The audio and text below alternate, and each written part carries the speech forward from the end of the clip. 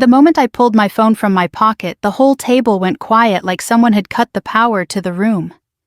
Vanessa's smile was still frozen on her face, glossy and confident, but her eyes flicked to the screen in my hand the way a deer looks at headlights. My brother Ryan let out a nervous laugh that died in his throat. My father's fork hovered mid-air, suddenly too heavy to lift.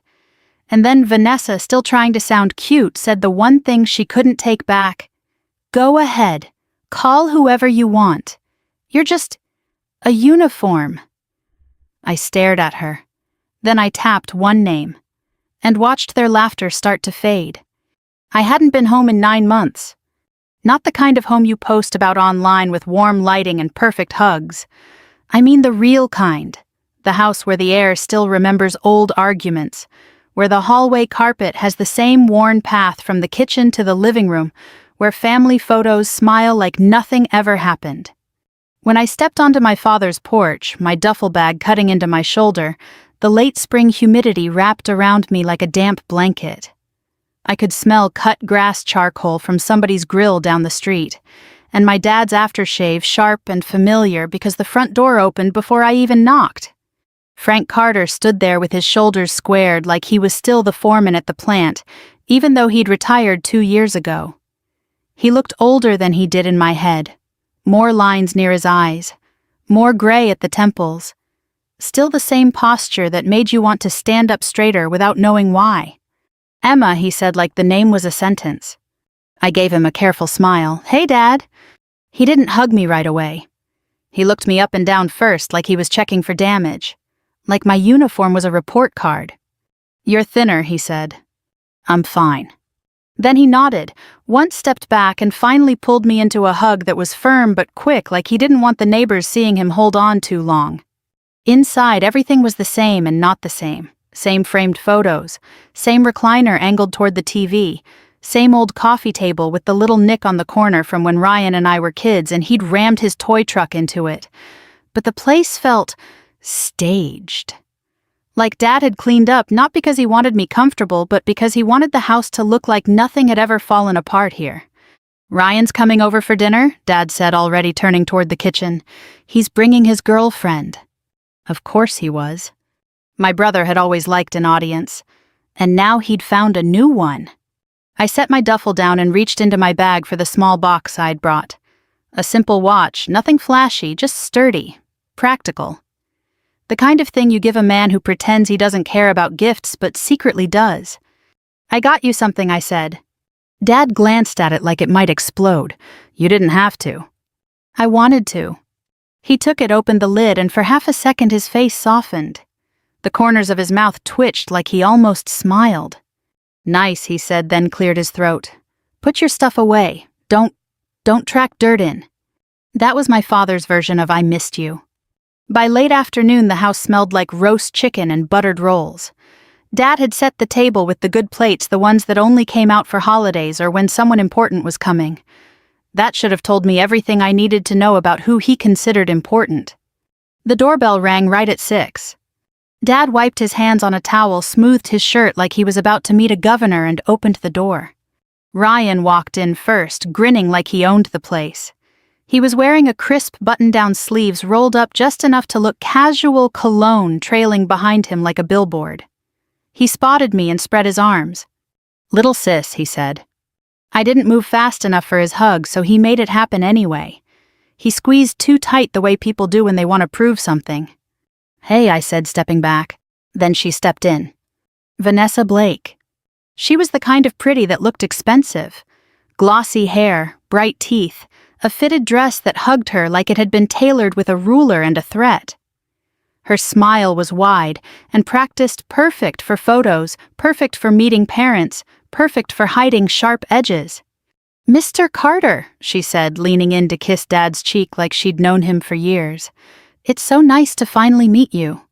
Dad lit up in a way I hadn't seen in a long time. "Call me Frank. Come in, come in." Vanessa's eyes flicked to me, quick, assessing, like she was reading a label. "And you must be Emma," she said, her voice sweet enough to make your teeth hurt. "Yeah," I said. "Nice to meet you." She tilted her head. "Ryan tells me you're in the army." I nodded. "Oh my God," she said, and her hand fluttered to her chest. Wow, that's so brave." The word brave landed wrong, like a sticker slapped on something she didn't understand. Before I could answer, Ryan slid an arm around her waist. "Told you she was all tough," he said. "She thinks she's the hero of the family." I blinked. I don't think that. Dad shot me a look, one of those warning looks that meant don't start. We sat down. Dad poured iced tea. Ryan talked about work. Vanessa laughed at all the right moments, the way someone laughs when they're trying to secure a position. Then, like she'd been waiting for it, Vanessa steered the conversation right toward me. So she said, cutting her chicken with delicate precision, "What exactly do you do in the army?" "I serve," I said, keeping it simple. She smiled. "Okay, sure, but do you actually do army things, or are you? She made a vague motion with her hand like she was pushing papers into a trash bin, behind a desk. Ryan chuckled. Dad's lips twitched like he was trying not to. I kept my face neutral. "In the army, you learn real fast that reaction is a luxury. Reaction gets you in trouble." "I work logistics," I said. "I coordinate movements, supplies, people." Vanessa's eyebrows lifted. "So you're basically a glorified shipping manager." Ryan laughed out loud. Dad exhaled through his nose like it was funny. My chest tightened, but I forced my shoulders down. I could feel the old familiar heat rising in my neck, the same heat from being 14, and hearing Ryan tell his friends I was weird. The same heat from being 18 and hearing Dad say, "You're running away." Vanessa sipped her tea. No offense, she added, like those words could sanitize anything. "None taken," I lied. Ryan leaned back, enjoying himself. "Come on, Emma, tell her. Tell her about boot camp. Tell her how you guys sleep in the mud or whatever." "We don't sleep in mud," I said. Vanessa giggled. "But you do the yelling thing right." She deepened her voice in a terrible imitation. "Yes, sir." Ryan nearly choked, laughing. I looked down at my plate. I'd faced screaming commanders. I'd faced nights with no sleep and days where the air felt like it could peel your skin off. But sitting at that table, hearing my own family laugh at me, it felt personal in a way the army never could. Dad cleared his throat. "Vanessa," he said not unkindly, "she's been through a lot." Vanessa widened her eyes. "Oh, I'm just teasing. It's a compliment, Frank. I'm impressed." Then she turned to me again. "I mean, I could never. I like my nails too much." Ryan grinned. "Same." My fork scraped the plate a little too hard. The sound made Dad's eyes snap to me. "Emma," he said quietly, but the tone carried tight warning. "Don't." "Don't what?" I asked, still calm. "Don't make this into a thing," he said. "We're having dinner. We're a family. Don't embarrass us." There it was. The sentence that had kept me small for years. Don't embarrass us. Not, don't let anyone disrespect you. Not, are you okay? Just keep the peace. Keep the image. Keep the tablecloth clean even if you're bleeding under it. I swallowed. I'm not embarrassing anyone, I said. Vanessa smiled like she'd just won a point. "Frank's right," she said softly. "No drama. We're all grown-ups." Ryan nodded like a judge. Exactly. I sat back and let my hands rest in my lap. Under the table, my fingers brushed the edge of my phone through the fabric of my pocket. A habit, a reflex, like checking a weapon you hope you don't have to use. Dad launched into a story about the neighborhood, about the Johnsons selling their house, about how the town wasn't what it used to be. Vanessa listened with bright attention, dropping in "absolutely" and "oh wow" at perfect intervals. Then halfway through Dad's story, Vanessa's attention snapped back to me. "You know," she said, tapping her fork lightly against her plate, "I always wonder about people in jobs like yours." I looked up. She smiled. "Like, how do you live with all the secrecy, the lying?" "I mean, I'm sure you're trained to keep secrets, right? To say whatever you need to say." Ryan laughed again, softer this time. Dad's brows knit, but he didn't stop her. Vanessa kept going, voice still sweet. "I'm not saying you're a liar, Emma. I'm just saying some people use uniforms to feel powerful, like they can scare everyone into shutting up." My stomach dropped an inch. Not because of the insult, because of the precision. She wasn't just teasing anymore. She was testing, picking at something she assumed I couldn't touch back. I set my fork down. "Why are you talking about my job like that?" I asked. Vanessa leaned back innocent. "Oh my God, you're so sensitive." Dad's chair creaked as he shifted. "Emma," he warned again. I stared at the table for one long breath. In my mind, I heard a different voice, an old sergeant's voice, steady as steel. "Control what you can. Report what matters. Don't lose your head."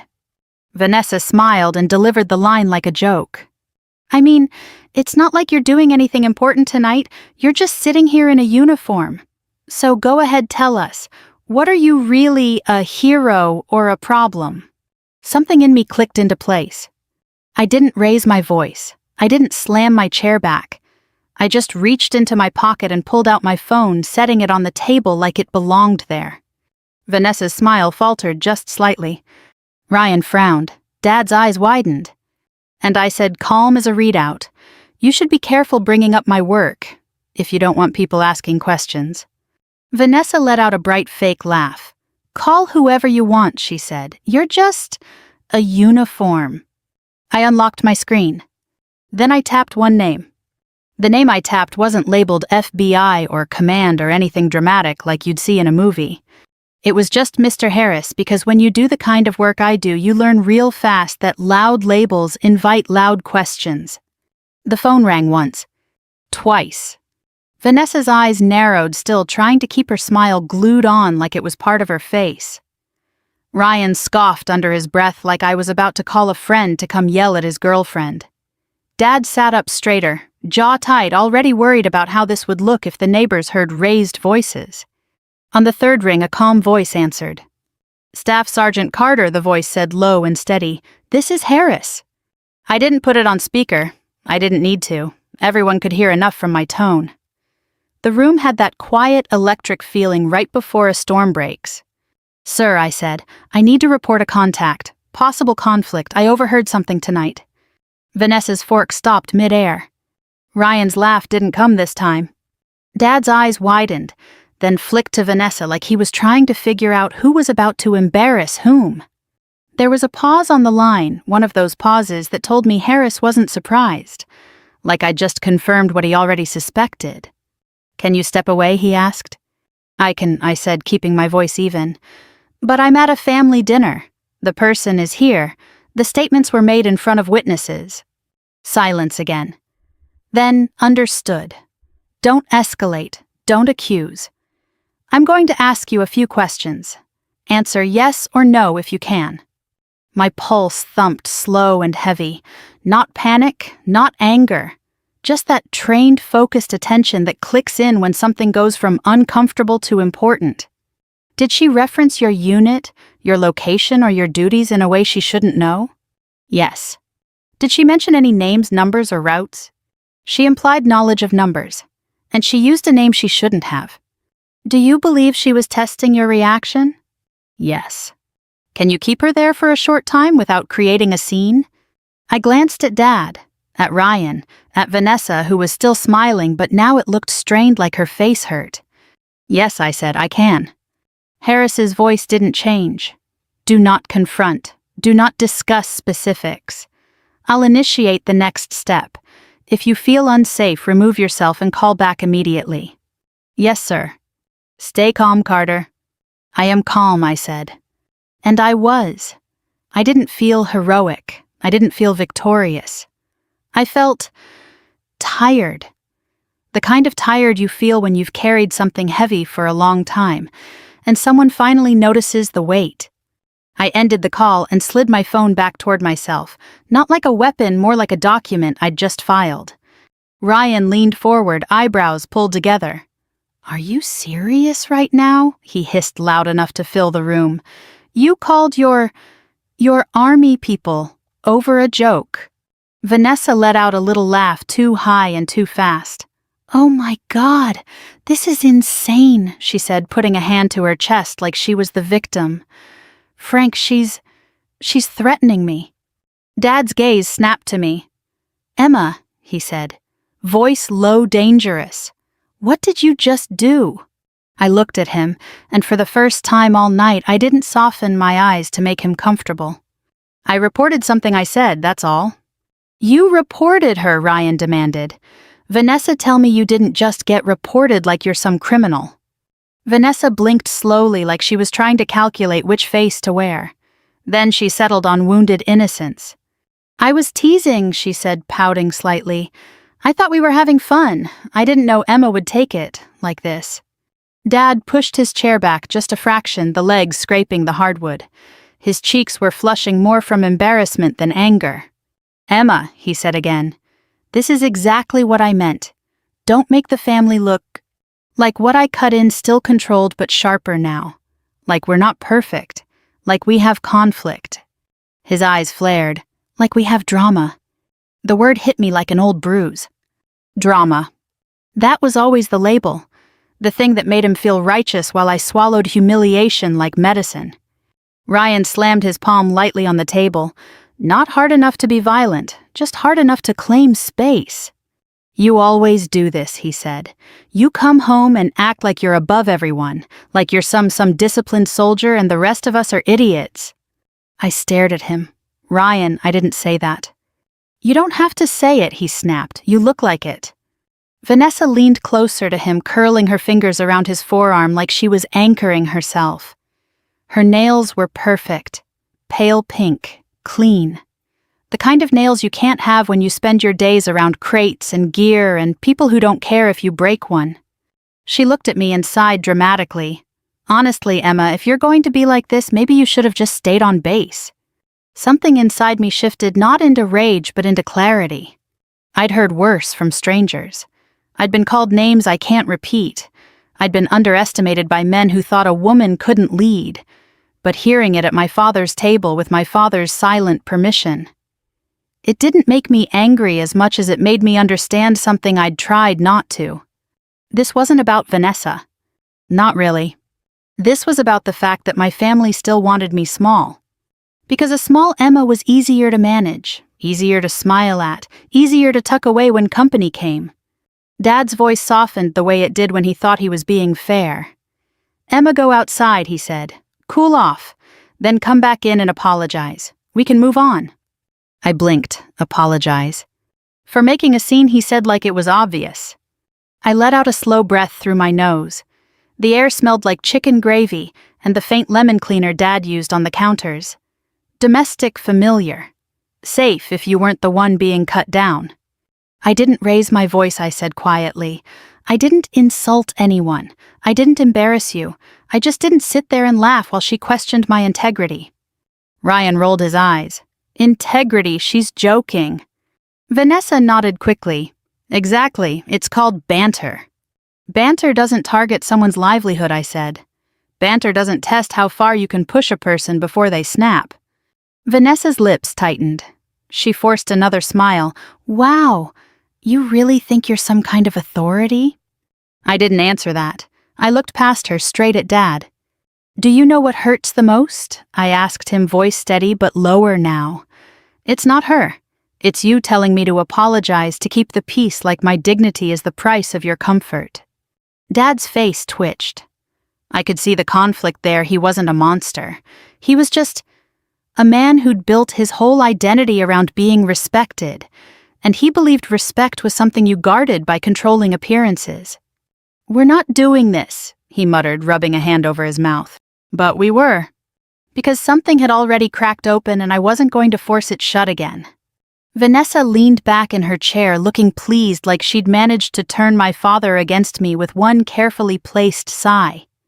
You know, she said, voice light, I'm starting to see why Ryan said you were intense. Ryan looked startled. I didn't say, Yes, you did, Vanessa murmured sweetly. Then she turned back to me. It's okay, Emma. Some people just can't handle being normal. Normal? I almost laughed. Not because it was funny, but because it was ridiculous. She had no idea what normal looked like. She only knew what it looked like when it performed well at dinner parties. I glanced at my phone again. No new notifications, no calls. But Harris had said the next step, and I knew what that usually meant. It meant there was already something in motion, something bigger than a mean girl with a polished smile. I stood up slowly, my chair sliding back with a quiet scrape. Dad stiffened. "Sit down," he ordered. "I'm not leaving," I said. "I'm just making it clear I'm done being your silent decoration." Ryan scoffed. "Oh my God." Vanessa's eyes flashed. "Emma, you're being dramatic." I picked up my water glass, took a sip, and set it down gently as if I had all the time in the world. And then I said, "Calm and precise, Vanessa. When you said that name earlier, where did you hear it?" Her smile froze. "Just for a heartbeat." But that heartbeat was enough? Ryan didn't notice. Dad did. He leaned forward, suddenly attentive in a way he hadn't been all night. Vanessa lifted her chin. "What name?" I didn't blink. "The one you said like it was a joke. The one you shouldn't know." The room held its breath. Vanessa's fingers tightened around her fork. And the first real crack in her confidence finally showed. Vanessa's eyes darted quick, almost invisible toward Ryan, like she was checking whether he'd caught what I caught. He hadn't. Ryan was still stuck in the version of the evening where his girlfriend was the star, and I was the problem. His face wore that smug, irritated look he'd perfected as a kid, like if he acted annoyed enough the adults would assume he was right. Dad, though, Dad was watching Vanessa now. Really watching. Not because he suddenly cared about my feelings, but because he could smell something off and his pride had a sensitive nose. Vanessa set her fork down and laughed lightly. "Emma, you're acting like I hacked the Pentagon," she said. "I don't even know what you're talking about." I rested my hands on the edge of the table. "Then it should be easy to answer. Where did you hear it?" Ryan groaned. "Jesus, Emma, stop interrogating her." Ryan Dad snapped, and for the first time that night he sounded more irritated with my brother than with me. "Let her speak." Vanessa blinked, surprised at the tone. Then she recovered smile, returning in a softer, more helpless shape. "I didn't hear anything she said. Ryan told me stuff." Ryan's head jerked. "I did." Vanessa turned to him, still sweet. "Babe, you said your sister was stationed near." She stopped like she'd almost said too much, then corrected herself quickly. "You said she was stationed somewhere in the south, right?" I watched the little stumble, the micro-adjustment, like she'd stepped on a loose board and shifted her weight fast before anyone noticed. Dad's eyes narrowed. "Ryan," he said slowly, "what have you been telling her?" Ryan looked offended. "Nothing, just basic stuff." Vanessa reached up and rubbed Ryan's arm, calming him like a pet. Then she looked back at me with a patient smile. "Emma," she said, voice dripping with false concern, "I think you need to relax. You're home. You're safe. This isn't a mission." I didn't answer that. I stared at her face and tried to match it to the feeling I'd had all night, the sense that she wasn't just rude. She was measuring, mapping.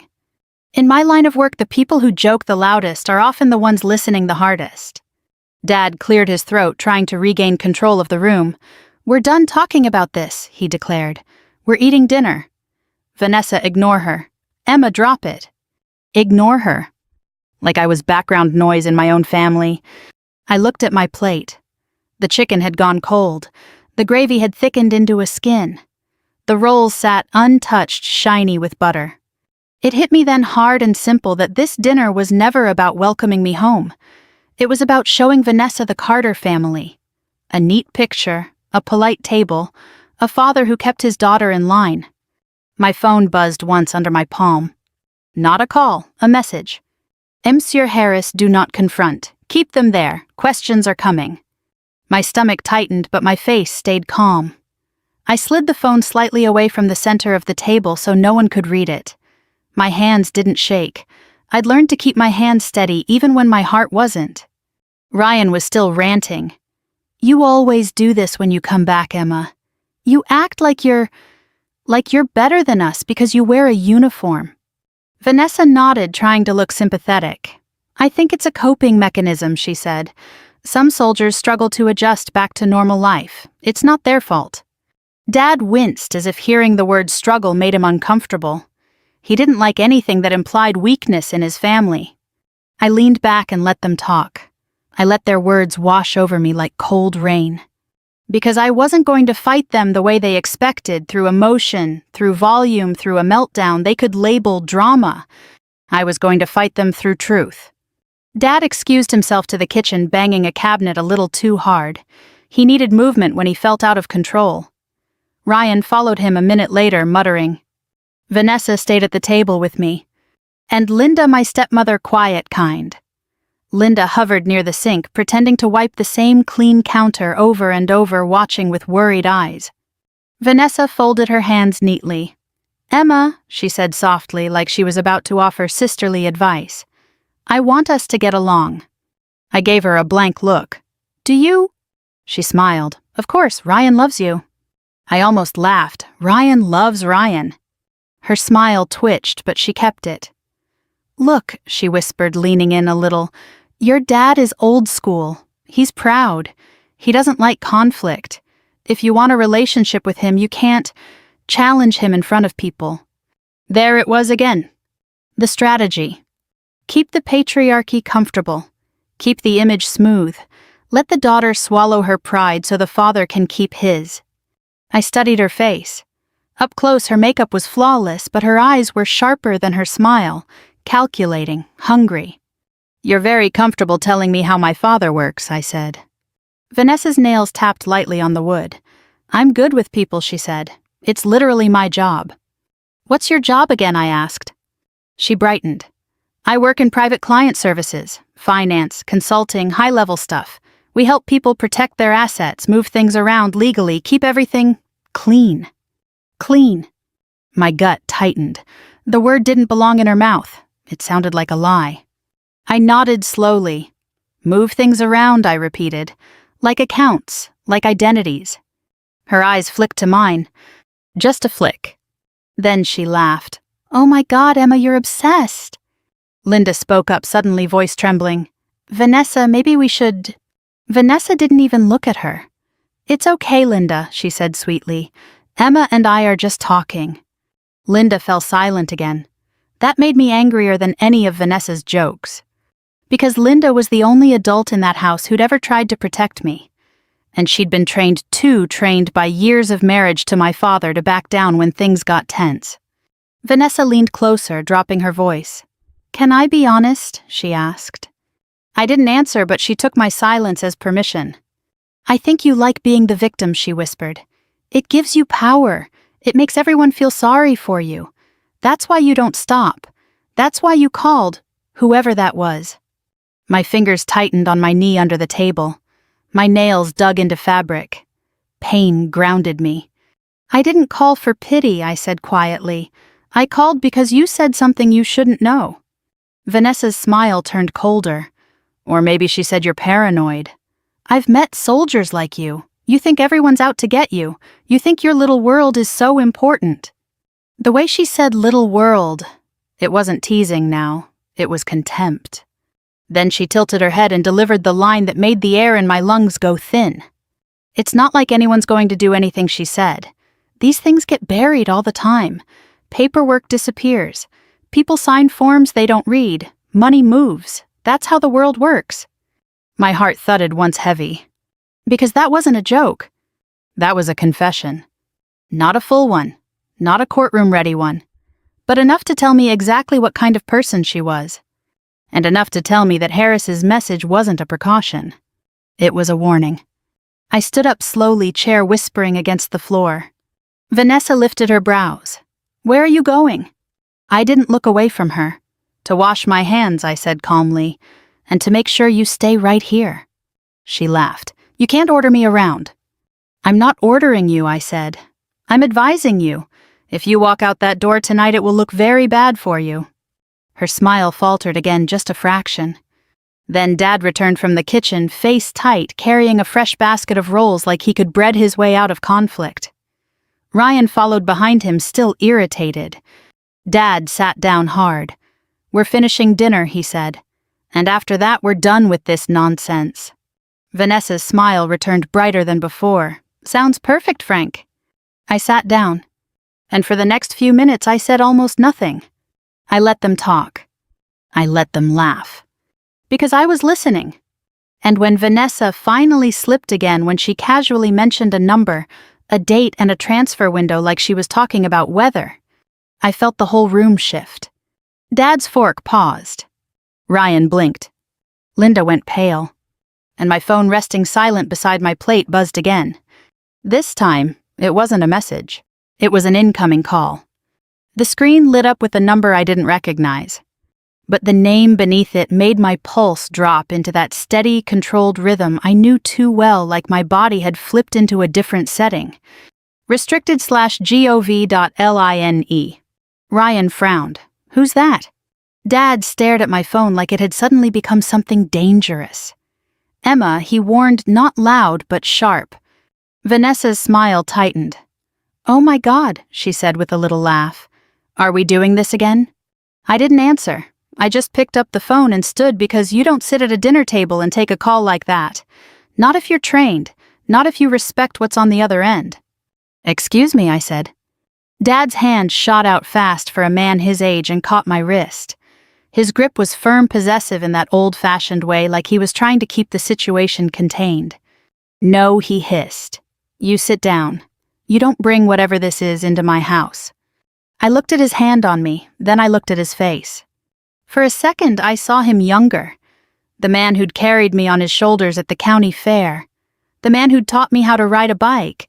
The man who'd hugged me once after my first heartbreak and told me awkwardly, "You'll be okay, kid." Then I saw the other version, the one who cared more about peace than truth, more about silence than me. The phone kept buzzing in my hand. I lowered my voice. Dad, I said controlled, let go. His eyes flashed. Not until you stop. Let go, I repeated softer, and somehow that made it sharper. His fingers loosened. Not because he agreed, because something in my tone reminded him I wasn't 14 anymore. I stepped away from the table and walked into the hallway, the vibration of the phone traveling up my arm like a warning. The house felt smaller now, the air thick. The carpet under my boots muffled my steps like the house itself was trying to keep secrets. I answered. Staff Sergeant Emma Carter, I said. A woman's voice, this time calm, clipped all business. SSG Carter, this is Special Agent Molina. You spoke with Harris. My throat went dry. Yes, ma'am. I'm going to ask you a few questions and I need you to answer clearly. Are you currently with the individual you reported? Yes. Are there any immediate safety concerns? No. Have you confronted her? No. Good, she said. We have an open case involving identity fraud targeting service members and their families. The name you reported is linked to it. We need you to keep the individual on site while local partners respond. Do you understand? My stomach tightened like a fist. Not because I was scared, because my instincts had been right, and being right in these situations never felt good. Yes, I said. Agent Molina's voice stayed steady. I want you to return to the room. Keep your tone neutral. If anyone tries to leave, don't physically stop them. Just notify me immediately. Can you do that? Yes, ma'am. We'll be there soon, she said. And Carter, thank you for doing the right thing. The call ended. For a moment, I stood in the hallway, phone pressed to my palm, staring at the family photos on the wall. Ryan at his high school graduation, smiling with Dad's arm around him. Me in my old prom dress, looking stiff like I didn't know where to put my hands. Then my enlistment photo, Dad hadn't wanted to hang that one at first. Linda had. I exhaled slowly and walked back toward the dining room. I could hear voices before I even reached the doorway. Ryan's voice annoyed. She's doing this for attention, I swear. Vanessa's voice light and mocking. It's giving main character syndrome. Dad's voice tense. We're not having government people show up at my house. Not in this neighborhood. Linda's voice soft. Frank, please, maybe just listen. I stepped into the room. They all looked at me at once. Vanessa's smile flared. Well, she asked. Was it the president? Ryan snorted.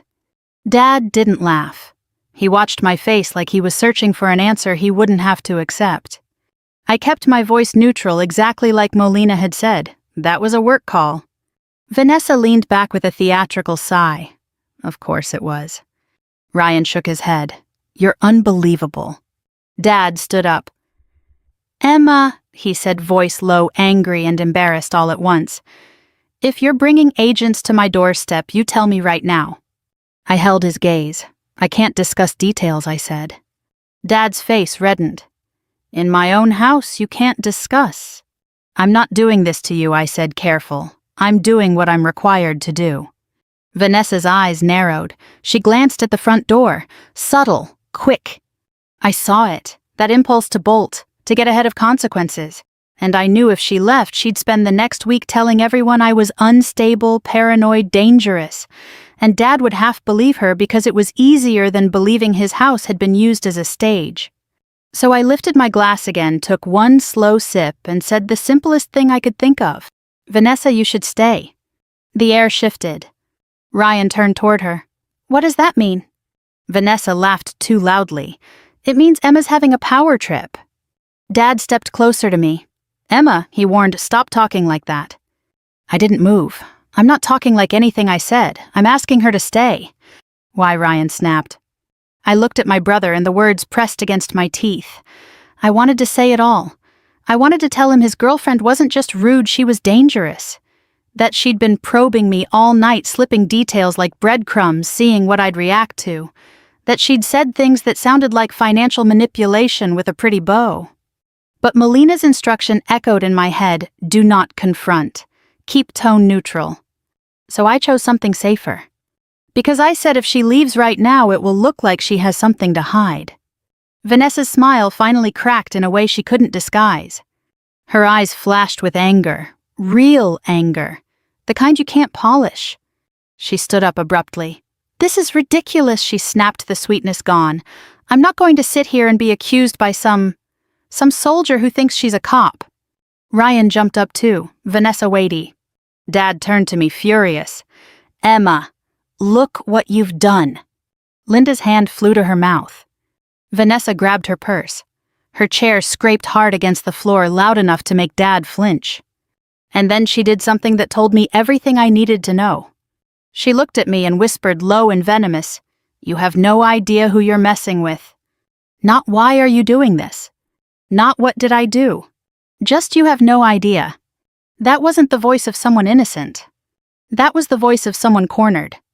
Before she could take a step toward the door, the sound of tires on gravel cut through the night outside. Headlights swept across the front window. A car door slammed. Then another. Dad froze mid-breath. Ryan's mouth hung open. Vanessa's eyes widened. And the front doorbell rang, one firm press, no hesitation. For a second, nobody moved. The doorbell's chime still vibrated in the air, mingling with the ticking kitchen clock and the low hum of the refrigerator, ordinary sounds that suddenly felt like they belonged to a different life. Vanessa stood frozen with her purse clutched tight to her side. Ryan was half turned toward her like he didn't know if he should protect her or apologize for her. Dad's face was stiff, caught between outrage and fear. Fear not of danger, but of spectacle. Of the neighbors seeing lights outside his house. Of anyone thinking the Carter family had problems. Linda was the only one who looked at me like she understood. I didn't move quickly. I didn't rush to the door like an excited kid. I took one measured step, then another, keeping my breathing slow. My boots felt heavy on the hardwood like they belonged to someone else. Dad grabbed my arm again, but weaker this time, less control, more desperation. Emma, he whispered harshly, you fix this. You tell them they're at the wrong house. I kept my eyes on the door. If they're here, I said quietly, they're not wrong. Ryan's voice cracked. What the hell is going on? Vanessa tried to laugh, but it came out thin. Probably some misunderstanding, she said quickly. Frank, tell them we're having dinner. Tell them to come back. The doorbell rang again. This time it wasn't a polite chime. It was firm, professional, like whoever was outside wasn't asking. Dad's hand fell away from my arm.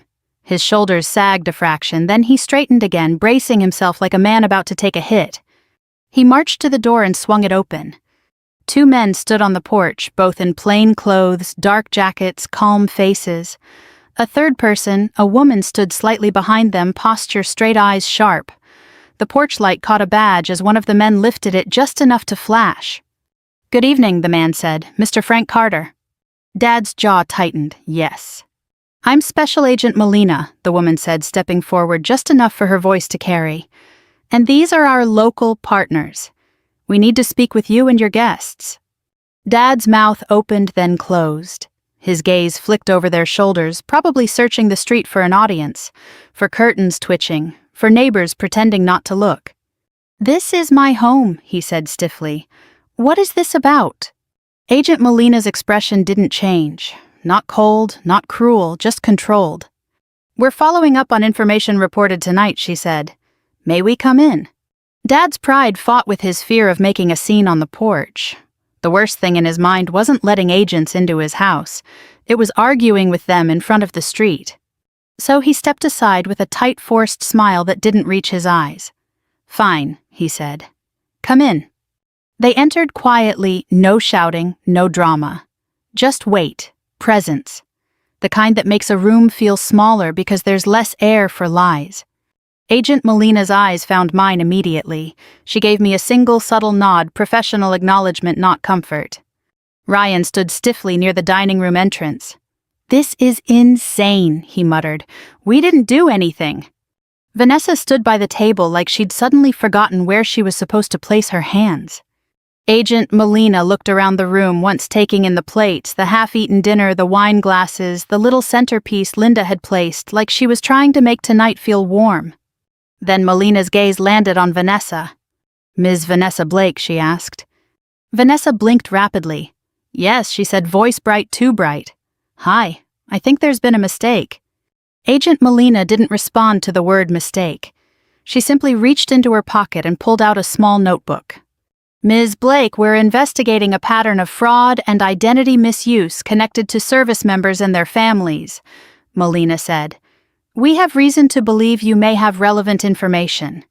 Ryan stepped forward. Hold on, what Vanessa doesn't. She works in finance. She's not... One of the local partners raised a hand slightly, not threatening. Just a gentle signal to pause. Agent Melina kept her eyes on Vanessa. We'd like to ask you a few questions, she said. And we're going to ask that you remain here while we do. Vanessa's lips parted. I have somewhere to be. Melina's tone remained level. You can contact an attorney if you'd like, but at this moment you are not free to leave. Dad's face went ashen.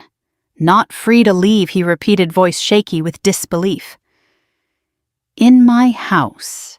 Melina turned to him briefly. Mr. Carter, we'll keep this as respectful and quiet as possible. I understand this is uncomfortable. But tonight isn't about appearances. It's about facts. I watched Dad flinch at that word appearances like it was a slap. Vanessa swallowed hard. Her polished confidence was slipping, but she tried to grab it back with charm. I don't understand, she said, forcing a laugh. Are you saying, I stole something? That's ridiculous. Melina opened her notebook. Ms. Blake, do you recognize the name Evan Larkin? The room changed. It wasn't a loud change. It was internal, like everyone's blood pressure shifted at once. Vanessa's eyes widened, then narrowed, trying to control her expression. No, she said quickly. Should I? Melina nodded once, as if she'd expected that answer. Do you recognize the number ending in 7842? Vanessa's throat worked. No. Ryan looked confused. What is this A quiz? Dad's voice was tight, furious, and frightened. This is outrageous. You can't just walk into my home and... Melina held up a hand again, still calm. Mr. Carter, I understand you're upset, but the information we have suggests Mrs. Blake may have accessed restricted identity data connected to military personnel. Staff Sergeant Carter reported comments made tonight that align with our case. Ryan whipped toward me. You did this, he snapped. You brought them here. I reported what I was required to report, I said, voice even. Ryan's face twisted. Over dinner talk. Melina answered him instead. It wasn't dinner talk, she said. It was a leak. Vanessa's eyes flashed. This is unbelievable, she hissed. Emma is manipulating you. She's unstable. Melina cut in gently but firmly. Ms. Blake, please don't make this personal. We're here because of documented activity, not family conflict. Vanessa's mask cracked again. She glanced at the hallway, the door, the windows, calculating exits. One of the local partners subtly shifted position, not blocking her aggressively but placing themselves in the natural path like they'd done this before. Linda sank into a chair, hand pressed to her chest. "Oh, Lord," she whispered. Dad looked like he might collapse from humiliation alone. "This can't be happening," he muttered. "Not here." Agent Molina's gaze returned to Vanessa. "Ms. Blake," she said, "I'm going to ask you one more time. Do you recognize those identifiers?" Vanessa's voice trembled just slightly. "No." Molina nodded again, jotting something down, and then she said quietly, "All right, then we'll proceed with the next step." Vanessa stiffened. "What next step?" Molina looked up. "We have a warrant for the contents of your phone and any devices you used in connection with this case. We're going to ask you to hand it over." Ryan's eyes went wide. "Vanessa!" Dad's mouth hung open. Vanessa clutched her purse like it was life support. "You can't," she snapped. "That's private." Molina's tone stayed calm, almost gentle. "Ms. Blake refusing will not help you." Vanessa's eyes flicked to Ryan again. For the first time, she didn't look like a confident girlfriend. She looked like someone who'd miscalculated the room. And Ryan, my brother, stood there realizing that the woman he brought into our father's home might not be who she said she was. Then Vanessa's hand slid into her purse. Not for her phone. For something else. And the way her shoulders tightened told me she was about to try one last move, one last manipulation before the truth swallowed her whole. The second Vanessa's hand disappeared into her purse, my body reacted before my mind fully caught up. Not in a dramatic action movie way, nothing like that. Just training. Instinct. The kind of instinct you earn after too many briefings that start with, "This is what went wrong," and end with, "Don't let it happen again." I didn't lunge. I didn't shout. I simply shifted my stance and put myself at an angle between Vanessa and the hallway, subtle, almost casual. Agent Molina noticed too. Her gaze sharpened like a camera lens. Ms. Blake Molina said evenly, "Stop." Vanessa's hand froze in mid-search. Her eyes flashed with outrage like she couldn't believe anyone would speak to her like that. "I'm getting my phone," she snapped. "Then take it out slowly," Molina replied, "and keep it visible." Vanessa's smile tried to reappear, but it came out wrong, tight and brittle. She moved her hand up and out of the purse, and what she held wasn't a weapon. It was a slim, shiny object. A second phone. A burner if I'd ever seen one. Ryan's face went slack. "What is that?" he whispered. Vanessa blinked fast, thinking. It's for work," she said quickly. "I have 2 lines." Molina's expression didn't change. "Set it on the table," she instructed. Vanessa hesitated. Ryan stepped closer, voice rising. "Vanessa, why do you have—" "Ryan," she snapped, turning on him so fast it startled even Dad. "Not now." That little flash of irritation, raw, unfiltered, told me more than any explanation could. It was the real Vanessa slipping through the cracks. Molina's local partner, a tall man with tired eyes, spoke for the first time. "Ma'am," he said, voice quiet but firm, "please put it down." Vanessa's fingers tightened around the device. Then, with a sharp little huff, she placed it on the table like she was throwing down a glove. Molina stepped forward and took it, not touching Vanessa, not escalating, just removing the option. "Thank you," Molina said. Vanessa's jaw trembled. "This is humiliating," she hissed, looking around like she expected sympathy. "Frank, you're just going to let them do this in your home." Dad looked like he'd swallowed a stone. He was standing rigid, hands at his sides, eyes glassy. His shame was so loud I could almost hear it. He started, then stopped. Because this wasn't about what he would let, not anymore. Ryan's voice cracked. "Vanessa, you told me you worked in private client services. You told me you were—" "I do," she snapped, turning her glare on him. "God, why are you acting like a child?" The words landed like a slap. Ryan flinched, and I saw it. My brother's pride buckling, the illusion shattering. He'd wanted a girlfriend who made him look impressive. Now he was realizing he might have just brought a storm to our doorstep. Linda sat with her hands clasped together, knuckles white. She looked at me the way a person looks at someone who just pulled them out of a car wreck, shaken, grateful, horrified all at once. Agent Melina glanced at her local partner, then back to Vanessa.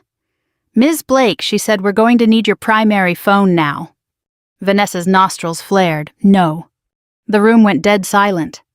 Dad's eyes widened. Ryan stared. Melina didn't raise her voice. She didn't threaten. She just stated reality.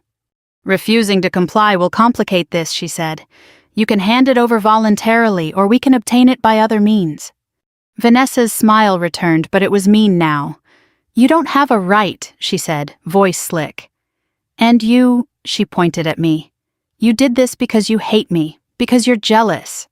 Jealous? It was almost funny, almost. I kept my face neutral. "This isn't about you and me," I said. "It's about what you said. And what you know." Vanessa laughed bitterly. "Oh, you're so righteous. Miss Army, Miss Rules." She leaned toward me, eyes glittering with spite. "You think your little badge makes you untouchable?" "I don't have a badge," I said. "You have a complex," she spat. Ryan stepped between us, suddenly palms out. Okay, everyone calm down. Vanessa, just give them your phone. If you didn't do anything, then..." Vanessa whipped her head toward him, fury blazing. "If I didn't do anything, so now you're on her side." Ryan swallowed hard. "I'm on the side of not having agents in my dad's dining room," he said weakly. That line, so selfish, so small, was like a mirror. Even now, Ryan wasn't thinking about what Vanessa might have done.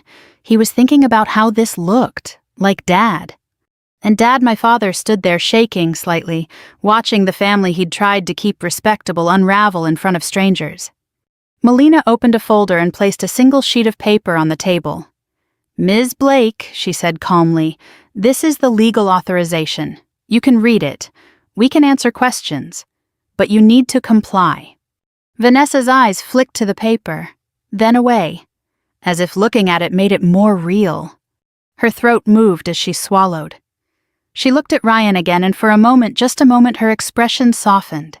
Not into love, into calculation. Then she changed tactics. She turned to Dad, voice suddenly trembling, almost tearful. "Frank," she said, "please. I came here to meet you. I wanted to be part of this family. And now Emma is destroying me." Dad's face crumpled. He was vulnerable to tears. He always had been. Not because he was soft, but because tears made him feel like he had to restore order. His eyes flicked to me. "Emma," he whispered, almost pleading, "tell them to stop." My chest tightened. There it was, the old dynamic. Dad reaching for the easiest way to erase discomfort, silence the daughter. Agent Melina's gaze moved to my father. "Mr. Carter," she said gently, "your daughter didn't create this. She reported it. That may have prevented more people from being harmed." Dad blinked, stunned by the word harmed. Vanessa's tears vanished instantly, like a switch. She straightened cold again. "Oh," she said softly, "so that's how it is." Then she looked directly at me and smiled, small, sharp, terrifyingly calm. "You know what?" she said. "Fine, take my phone, take everything." Ryan exhaled, relieved. But I wasn't. Because that wasn't surrender. That was strategy. Vanessa reached into her purse again, slowly this time, and pulled out her main phone, sleek, expensive. She held it out. Melina stepped forward to take it, and Vanessa's thumb moved. A quick swipe, a tap. Too fast for most people to notice. But I noticed. Because I'd spent years watching hands. And whatever she just did, it wasn't a mistake. It was a delete. I stepped forward, voice still controlled but urgent. "Agent Melina, she just..." Melina's eyes snapped to the device. She took it immediately, turning its screen down, signaling her partner with a quick nod. Vanessa's smile widened like she'd scored a point. Then Melina looked up at her, expression finally sharpening into something colder. "Ms. Blake," she said quietly, "that was a very bad choice." Vanessa's smile faltered. Ryan stared at her. "Vanessa, what did you just do?" And Dad, my father, finally looked at her the way he'd looked at me all night. Not like family, like a stranger. Ryan's voice came out thin, almost childlike. "Vanessa, what did you just do?" Vanessa lifted her chin as if she were offended by the question itself. Nothing she said too quickly. I just closed an app. Agent Molina didn't argue. She didn't need to. She handed the phone to her local partner, who pulled on a pair of gloves like he'd done it 100 times and slid the device into an evidence bag. Everything about the motion was calm, procedural, and final. That's what made it terrifying. Because you can talk your way out of a misunderstanding. You can't talk your way out of evidence. Dad stood near the doorway, arms rigid at his sides, his face a mixture of shock and humiliation so deep it looked like pain. The man had worked 35 years, never missing a day unless he was sick, never letting anyone see his life get messy, and now his dining room felt like an interrogation room. Vanessa kept her smile, but it was shaking. Agent Molina opened her notebook again.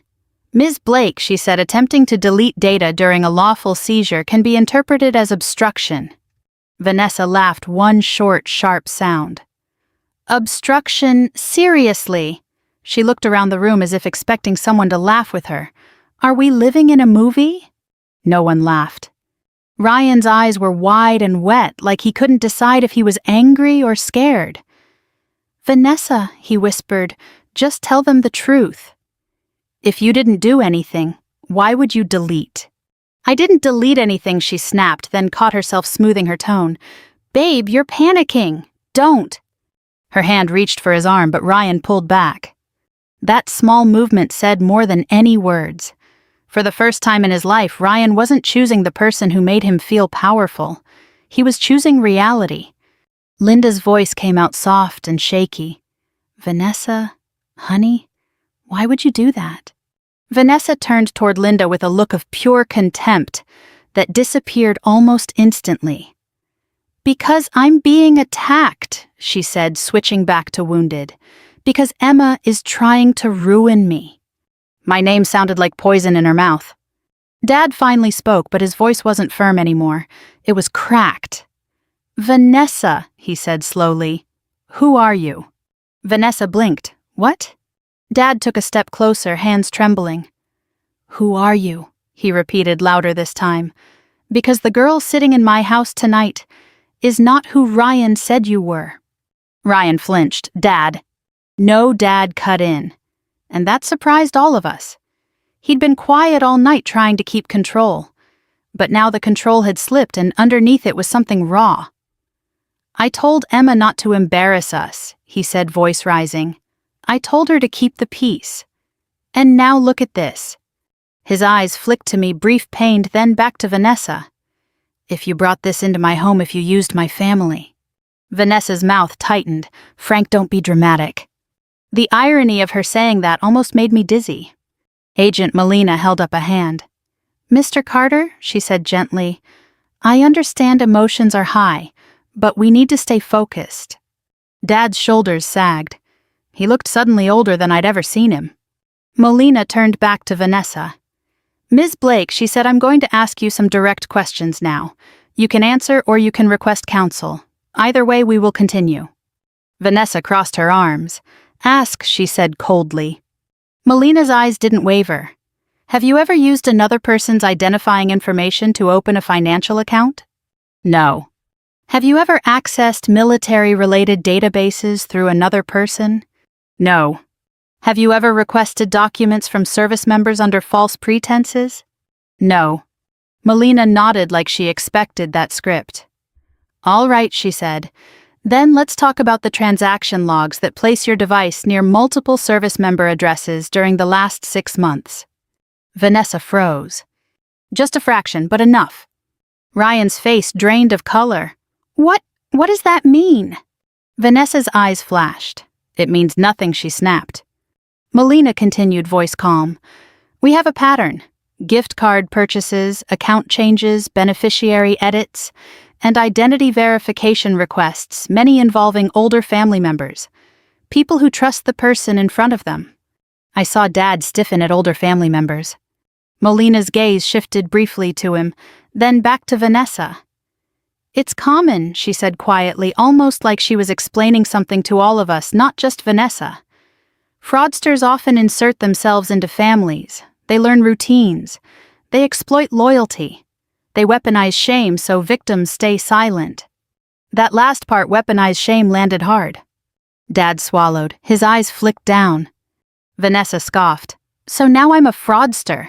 This is insane. Melina turned a page in her notebook. Do you know a man named Evan Larkin? Vanessa's jaw tightened. You already asked that. And you answered no, Melina said. But we have messages between your number and his. We also have recorded calls. Ryan stumbled back a step like someone shoved him. Messages, he whispered. You told me you didn't even... Vanessa's eyes flared. Ryan, stop.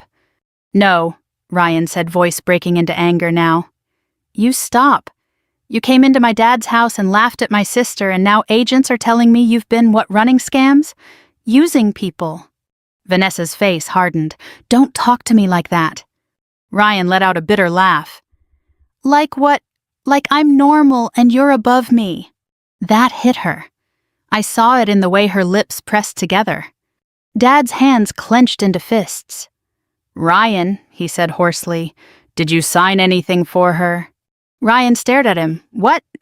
Dad stepped closer, voice urgent, now desperate. Did you sign anything? Any papers? Any forms? Anything she asked you to help with? Ryan's mouth opened, then closed. His eyes flicked toward Vanessa. I signed a couple things, he admitted. Just paperwork. She said it was for a client intake. For her job. Linda gasped softly. Dad's face crumpled. Oh, God. Vanessa's head snapped toward Ryan. Why would you tell them that she hissed? Ryan stared at her like he was seeing her for the first time. Because I don't even know what's real anymore, he said. Agent Melina's pen stopped. Mr. Carter, she said to Ryan, we may need to speak with you separately. Ryan's eyes went wide. Me, I didn't do anything. Melina's voice remained gentle. I understand, but your signature may have been used. We need to clarify. Dad looked like the floor had tilted under him. His pride, the thing he'd protected at all costs, was collapsing into something else, guilt. He turned to me, voice small. Emma, he whispered, how long have you been dealing with this kind of thing? The question wasn't really about Vanessa. It was about how little he'd known about my life, about what I carried. I swallowed hard. Long enough, I said quietly. Vanessa's eyes narrowed at me. Don't you dare act like a martyr. And that's when Melina's voice turned slightly sharper. Ms. Blake, she said, we're done with insults. At this point, you need to come with us. Vanessa's face drained.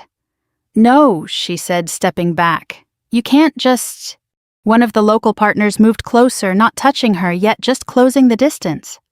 Vanessa looked around wildly, searching for anyone to save her. Ryan didn't move. Linda didn't move. Dad didn't move. And I simply watched, my heart heavy, because revenge didn't feel like victory. It felt like truth finally arriving late, loud and impossible to ignore.